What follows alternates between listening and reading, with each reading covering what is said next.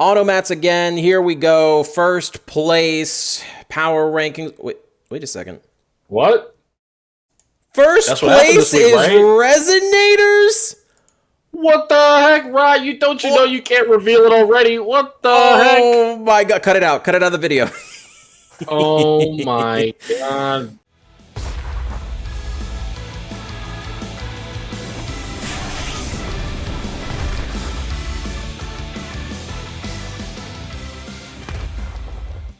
All right. But this is truly something to discuss, right? So there was only 5 tournaments this week.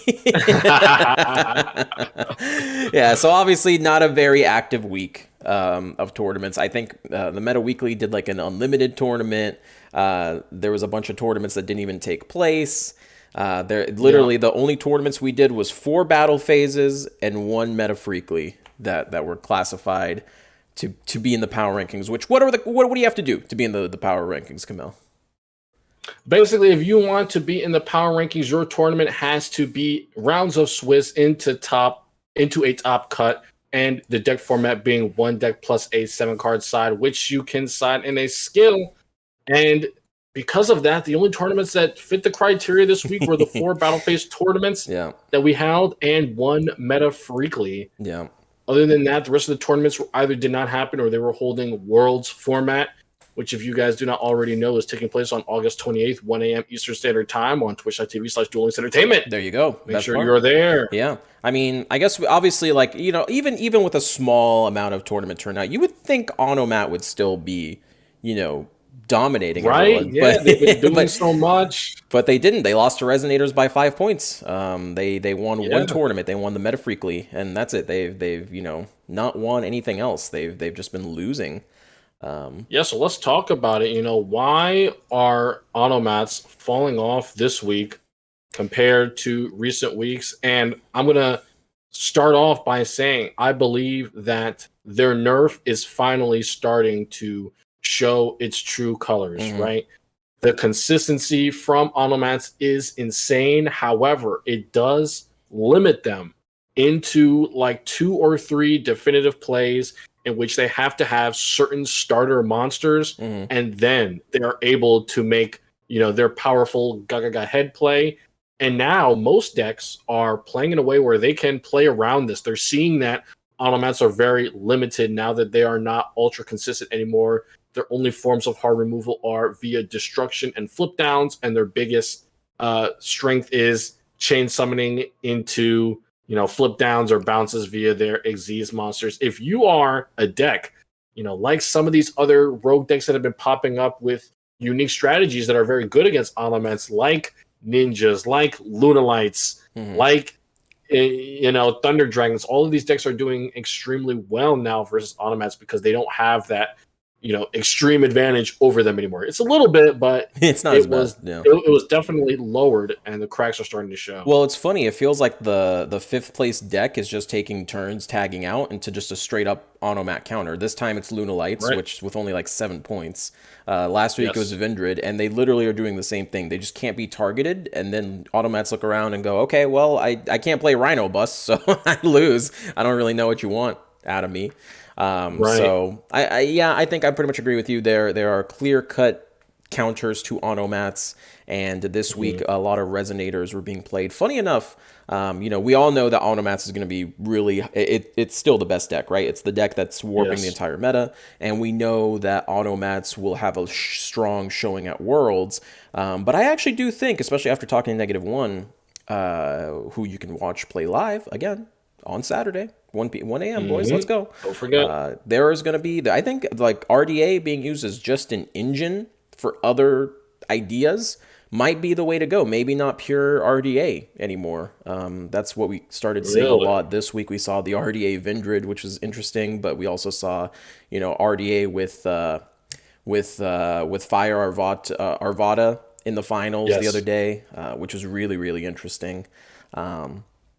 So I think there's potential in RDA where automats have already kind of hit there. Like there's not much more to automats. That's it. There's no more discovering of new ways to play. They've got too many limits at this point. Right. I think So what is starting to become very popular in tournaments, specifically is how many of these shutdown cards, how many of these oppressive cards can your deck run? Yeah. Because right now we're in a meta where no deck is extremely more powerful than the other four, except, I mean, you could say Automats is more powerful than the other four, but they're not oppressing the other four. So any of these other decks that can just bring an unorthodox strategy, like a non-targeting monster, a monster with a quick effect that can, you know, clear your opponent's field before they can finish their plays. These are the simple things that Automats don't have, which they were able to play around very easily before, but not so much anymore. Like, I feel right before Automats became powerful, we were seeing this meta where the Book of Moon, MST, TTH package was, you know, necessary in any deck. And I do think now we're starting to see that become a thing again. Any deck that has the most interruption options right now is definitely going to be on top. We're seeing Gaia get up there because they can comfortably run all these crazy cards.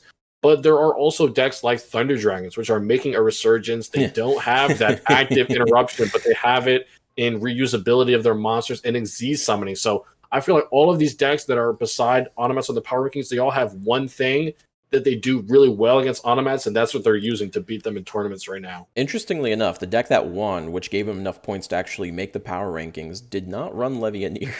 No Levianeer in the Waiting Thunder Dragon. That's crazy. Right, Fortress Tops, they got some funky trap in there. They're playing Fiend Farewell, which is honestly really, really good now. It helps you reutilize your resources so much. Chaos Destroyer in the grave is absolutely insane against decks where you need graveyard control, specifically against Automats, where you can just nullify their Gaga head play 100%. Just by activating your skill, which is ridiculous. There you go. I think you touched on it a little bit. We also had the Lunalights. That's just the rogue strategy being untargetable. Harpies, again, not making top 5. Yeah, that deck's just dead competitively, I guess. I don't know. You know, Lunalights getting a win this week was pretty huge, and this Lunalight deck list, frankly, is pretty disgusting. There's 5 hand traps, 3 of them are Spirit Karibos. The Temperance in there are committed to, of course, baiting out your opponent into leaving out attack position monsters on the field for your Lunalights, and they're also playing Future Fusion, which is another disgusting tech that Lunalights have picked up to make Saber Dancer almost guaranteed every time you start the duel. So I'm glad Lunalights are finding their place in the meta, in a place where, you know, it's very niche and you have to beat Automats. Lunalights definitely get the job done. Either play that Sword Breaker or you lose, dude. You need Sword Breaker. That's right. Just the only other thing is Gaia. Gaia's already won 2 tournaments for the new power ranking, also including Battle Step, which was a $75 tournament. So that was our largest tournament we had. There was like 170 people entered, 120 that actually played.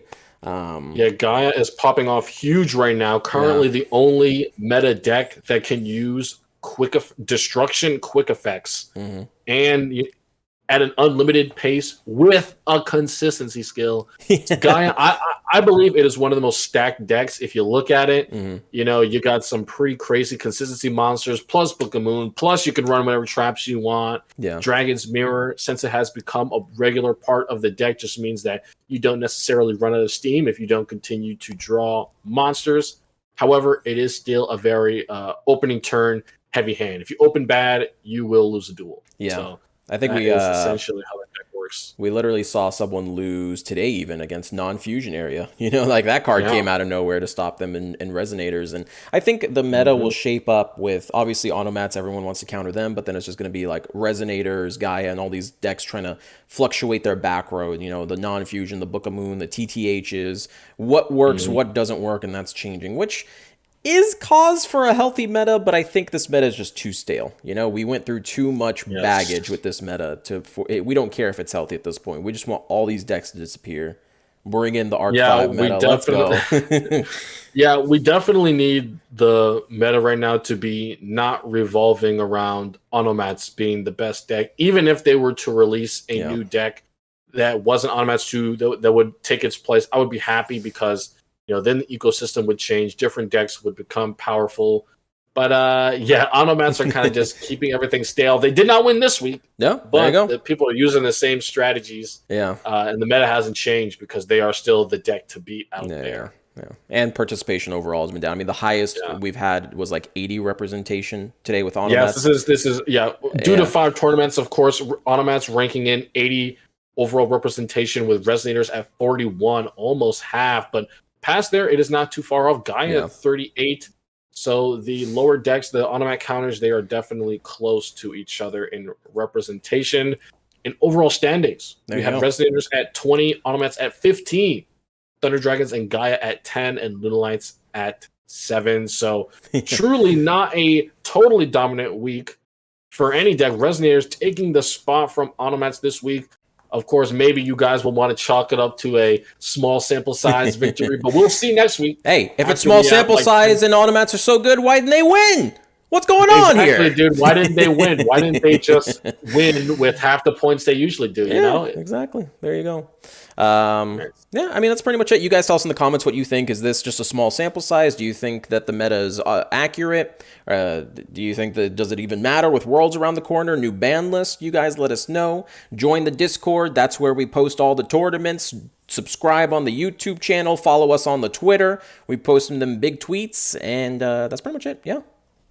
Yep, that's it, guys. We will see you on YouTube later this week, but big for the World Stream, August 28th. 1 a.m. 1 a.m. Eastern. Let's go. Do not miss it. From me, from Kamel, from the whole DLE crew, farewell, boys. Peace out, guys.